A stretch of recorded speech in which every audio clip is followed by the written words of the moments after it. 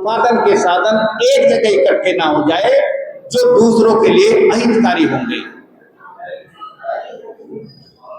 Article 47 कहता है जीवन स्तर ऊंचा करना सरकार का जिम्मा है।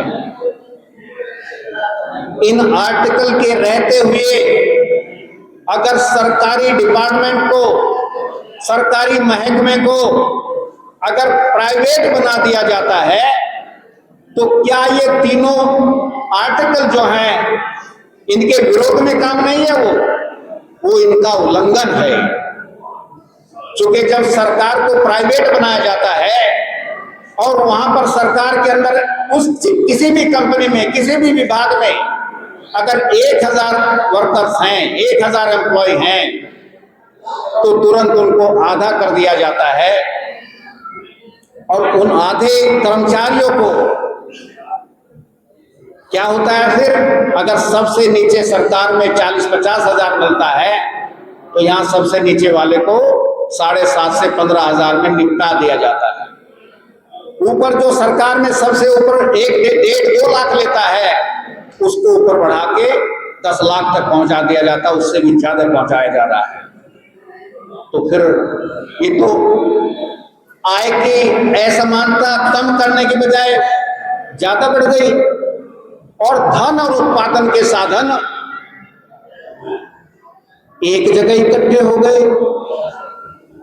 और जब धन एक जगह इकट्ठे होता है तो क्या होता है?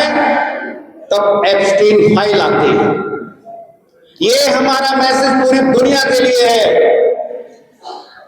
धन और उत्पादन के साधन एक जगह नहीं इकट्ठे होने चाहिए।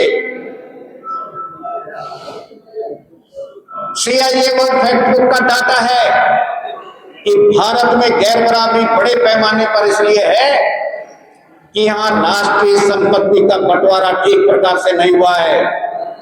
और ये हम अच्छी तरह से जानते हैं कि हजारों साल से इस देश के अंदर केवल कुछ लोगों को धन रखने के अधिकार थे, बिजनेस करने के अधिकार थे।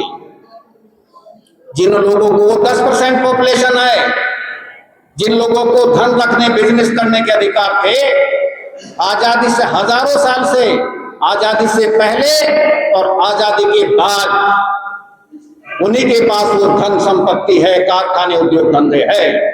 उसका बंटवारा नहीं हुआ है। हमें वो बंटवारा चाहिए, वो बंटवारा चाहिए। लेकिन वो बंटवारा होगा कैसे? इसलिए हम कह रहे हैं इस देश के कल कारखाने, उद्योग धंधे, व्यापार, उत्पादन के साधन और मठ मंदिर, अखाड़े, आश्रम, आमदनी के साधन, उनका राष्ट्रीयकरण होना चाहिए, वो सरकार के होने चाहिए। जब वो सरकार के हैं और हम सब के हैं, ये पहला आयाम। और दूसरा आयाम, इस देश के अंदर जो शिक्षा है, देश के हर बच्चे को 4 साल से 18 साल तक free compulsory uniform under one roof postal education मिलना चाहिए, सरकार की तरफ से फ्री। अस्पताल की सेवा, अगर हम इस देश को डेवलप करना है, इसको विकसित राष्ट्र बनाना है, तो हमें मजदूर, इंजीनियर, सुपरवाइजर, इस देश के हर नागरिक को हमने स्वस्थ रखना पड़े, चाहे वो गिट्टी तोड़ रहा है। क्योंकि गिट्टी तोड़ने वाला का काम इंजीनियर नहीं कर सकता, इंजीनियर का काम गिट्टी तोड़ने वाला नहीं कर सकता, अपना काम खुद ही कर सकता है। इसलिए हर किसी को स्वस्थ रहना आवश्यक है। इसलिए सरकार को एक समान रूप से उच्च कोटि की स्वास्थ्य सेवा देना चाहिए। अब आप कहोगे धन कहां से आएगा? वो मठ मंदिर, अखाड़े, आश्रमों के अंदर जो धन पड़ा हुआ है वो इस देश की जनता का धन है, वो किसी का अपना धन नहीं है, पर्सनल धन नहीं है। और किसके चंगुल में वो धन है? जब UGC रेगुलेशन 2026 जिस रेगुलेशन के अंदर बराबरी का कुछ प्रावधान किया जाता है, उसके अंदर पिछड़ी जात को भी जोड़ दिया जाता है, तो इस देश के अंदर जातिवादी नग्न प्रदर्शन शुरू हो जाता है। सवर्ण वर्सेस नॉन सवर्ण, एक नग्न प्रदर्शन होता है, जातिवादी प्रदर्शन होता है। और सरकार उसके ऊपर चुप रहती है, पुलिस चुप रहती है। अधिकारों को मारने के लिए प्रदर्शन होता है और उस प्रदर्शन में शामिल कौन होते हैं? वो साधु समाज, वो अपने वेश के अंदर, भगवे वेश के अंदर, वो साधु समाज उसके अंदर पार्टिसिपेट करता है, जिसको इस देश के अंदर प्रचारित किया जाता है कि साधु समाज को इस दुनिया से कोई लेना देना नहीं है, सांसारिक विषयों से लेना देना नहीं है। हम भी इसी घपले में थे भाई, लेकिन जब सवर्ण आंदोलन आया तब पता लगा ये साधु समाज नहीं है, ये तो राजनीतिक सवर्ण है, षड्यंत्रकारी है। इस बहुजन समाज के हितों के ऊपर, अधिकारों के ऊपर कुठाराघात करने वाला है।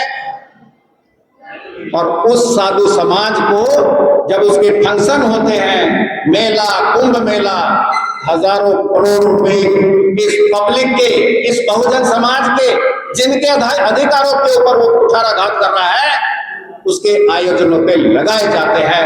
ये घोर अपराध है सरकार का, हमें मान्य नहीं है। इसके ऊपर इस तरह का फंड लगाना वो अवैध है, अनकॉन्स्टिट्यूशनल है। और ऐसे जो देश की आड़ में छिपे हुए लोग हैं, उनको अरेस्ट करना चाहिए कि वो कैसे जिस समाज ने अपने अधिकार खो दिए हैं, उसके अधिकारों के खिलाफ वो कैसे आंदोलन कर रहा है, कुछ उनका नहीं हुआ। और चौथा और सबसे महत्वपूर्ण जो पॉइंट है बराबरी के लिए, भारत के अंदर एक कौन सा प्रधान देश बताते हैं, हमें से कृषि प्रधान देश बताते हैं, लेकिन ये कौन सा प्रधान देश है? ये जाति प्रधान देश है। इस जाति प्रधान के अंदर सब कुछ मिलना जुलना, यारी दोस्ती, वो सारी जाति आधारित है। और ये जो भगवा देश वालों का आंदोलन है, वो भी जाति आधारित है। तो इस जाति प्रधान देश के अंदर अगर सुराज चाहिए, अगर यहां पर न्याय चाहिए, तो न्याय तब तक नहीं आ सकता, इस देश के अंदर सुराज तब तक नहीं आ सकता जब तक जाति आधारित जितने भी वर्ग हैं उनकी जनसंख्या के अनुपात में हर विभाग में ऊपर से नीचे तक उनकी भागीदारी नहीं होगी। आर्या साहब ने एक जिक्र किया था कि वो अन्ना हजारे, वो आरएसएस का आदमी देश के ऊपर दो आंदोलन छेड़ रहा है। वो कहता था कि मेरा जन लोकपाल लाओ और आने वाले 10-15 साल के अंदर 60 से 65% भ्रष्टाचार समाप्त हो जाएगा।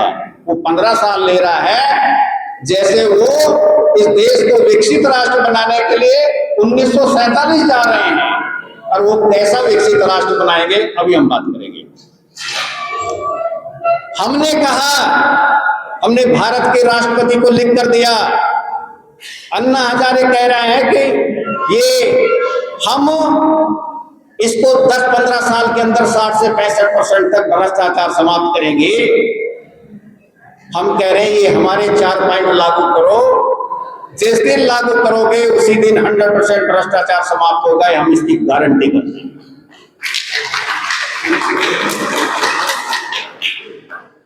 तो साथियों, हमें अपना कैसा देश चाहिए, वो कैसे बनेगा, ये हमने काम करना है, उसने नहीं।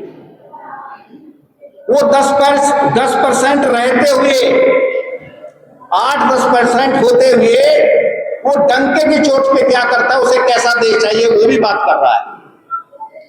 एक काफी के राज्य में जिसका शासन चल रहा है, उसने एक किताब लिखी जिसके आर्या साहब बात कर रहे थे। उसे कैसा राज चाहिए? 1860 से पहले का भारत चाहिए, वो उसका स्वराज है। बाबा साहब अंबेडकर की फोटो लगाते हैं, और स्वराज बाबा साहब को अंबेडकर के संविधान से जो राज चल रहा है वो उसका स्वराज नहीं है। उसका स्वराज 1860 से पहले जो मनुस्मृति से चलता है, यानी कि जहां बीजेपी डायरेक्ट कहती है मुझे हिंदू राष्ट्र चाहिए, ये आरएसएस के लोग छुपे हुए लोग ज्यादा खतरनाक हैं, वो कान घुमा के पकड़ रहे हैं। हमें भी हिंदू राष्ट्र चाहिए, 1860 से पहले का भारत चाहिए। तो जब तक इसको आप इस देश के अंदर जब तक जनसंख्या के अनुपात में भागीदारी नहीं करोगे, कुछ नहीं हो सकता, और हमें वो भागीदारी चाहिए। तो ये कैसा राष्ट्र बनाना चाह रहे हैं? ये हिंदू राष्ट्र बनाना चाह रहे हैं। और हिंदू राष्ट्र बनाने के लिए वो छिटपुट कदम क्या है उनके? आपके सामने अगर आप उनको देखें, उनके डीप में जाएं, तो बहुत खतरनाक है। क्या कर दिया उन्होंने? 4 लेबर कोड्स, अब ध्यान से सुनो जो हमारे साथी हैं, 4 लेबर कोड उन्होंने 21 नवंबर 2025 को लागू किए। 4 लेबर कोड्स बनाने के लिए उन्होंने कहा, स्टेटमेंट दिया कि ये कॉलोनियल ईरा के ओल्ड कानून है, पुराने कानून है, हमारी गुलामी के कानून है, वो हम मॉडर्न